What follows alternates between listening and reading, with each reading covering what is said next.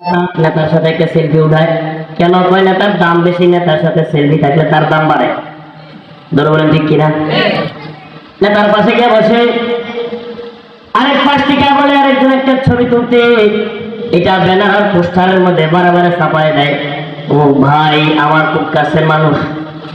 ধরে বলেন ঠিক কিনা? অর্থাৎ নেতার পাশে থাকলে মনে করে সে দামি হয়ে গেছে।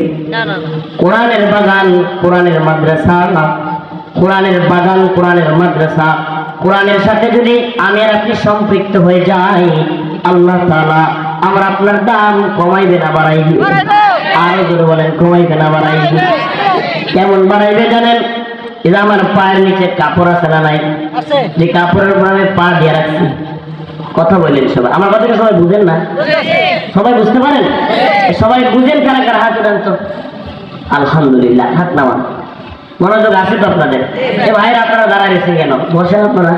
আলহামদুলিল্লাহ, অনেক ভাইরা আসছেন, অনেক ভাইরা দাঁড়ায় রয়েছেন। যারা দাঁড়ায় রয়েছেন আপনাদেরকে অনুরোধ করবো বসে যান। আল্লাহ তাআলা আজকে এখানে যারা বসে আছেন সবাইকে একসাথে জান্নাতে বসার তৌফিক দান করে। জোরে জোরে বলেন আমিন।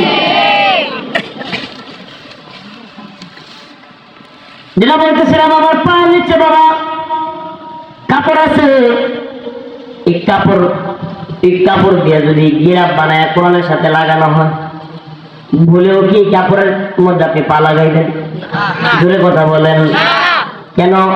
কারণ সাধারণ একটা কাপড়, এটা দিয়ে মোজা বানায় পায়ে দেয়। এই কাপড় দিয়া এখানে স্টেজের মধ্যে বিছানা বিছাইছে, আমি পা লাগাইতেছি। কিন্তু এই কাপড় দিয়া আরো কম দামি কাপড় দিয়েও যদি কোরআনের গিলাফ বানানো হয়, কোরআনের মধ্যে লাগানো না হলেও কোরআনের গিলাফ এটা কেউ ভুলেও পা লাগাবে না। ধরে বলেন কেন? কোরআনের কারণে এই কাপড়ের গিলাফের দাম বেড়ে যায়।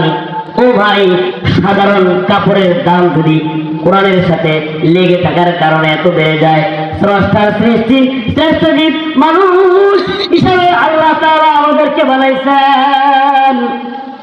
আল্লাহর শ্রেষ্ঠ জীব মানুষ হইয়া, আল্লাহর নবীর উম্মত হইয়া দুনিয়াতে আমরা আসছি।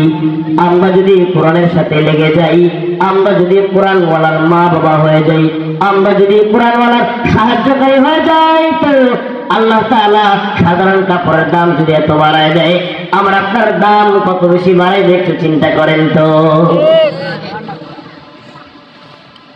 আমি আপনাদের সামনে সূরা ইব্রাহিমের 1 নম্বর আয়াত তেলাওয়াত করেছি। এই আয়াতের মধ্যে আল্লাহ তাআলা এই কোরআনুল কারীমের, কোরআনের বাগানে মাদ্রাসায় কোরআনুল কারীমের যে কত বেশি গুরুত্ব, কেন আল্লাহ কোরআন দিয়েছে, এটা বুঝাইছেন সূরা ইব্রাহিমের 1 নম্বর আয়াতে। ধরে বলেন সূরাটার নাম কি?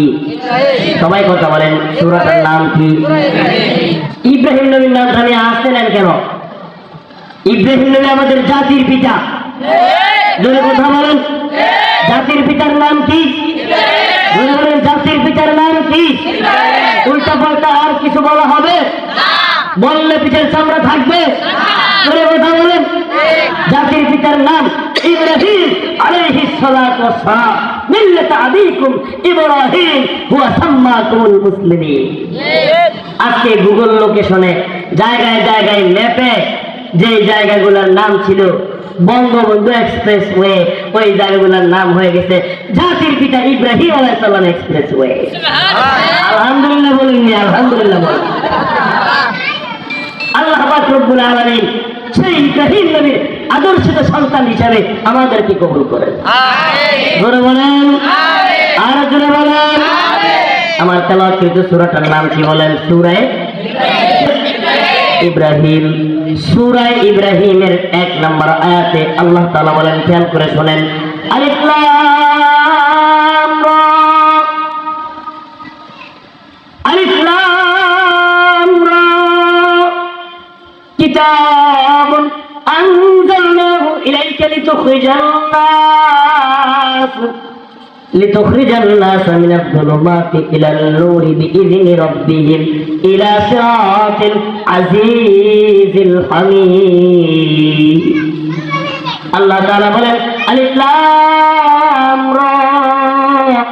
আব্দুল্লাহ ইবনে আব্বাস রাদিয়াল্লাহু তাআলা বলেন, এটার অর্থ আল্লাহ এবং আল্লাহর নবী তো কেউ জানে না।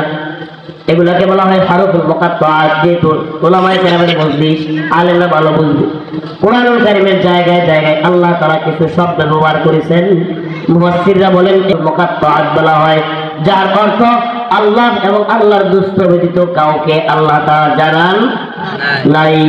যেখানে আল্লাহ তাআলা হারফুল মুকাত্তাআত ব্যবহার করেছেন, মুফাসসিররা কয় বুঝাইতে চাইছেন এরপরে যে কথাগুলো অনেক বেশি গুরুত্বপূর্ণ। এই যে আপনারা মাহফিল করছেন, গেট হয়েছে না? গেট হয়েছে, জায়গায় জায়গায় পোস্টার, ব্যানার, জায়গায় জায়গায় লিফলেট বিতরণ হয়েছে।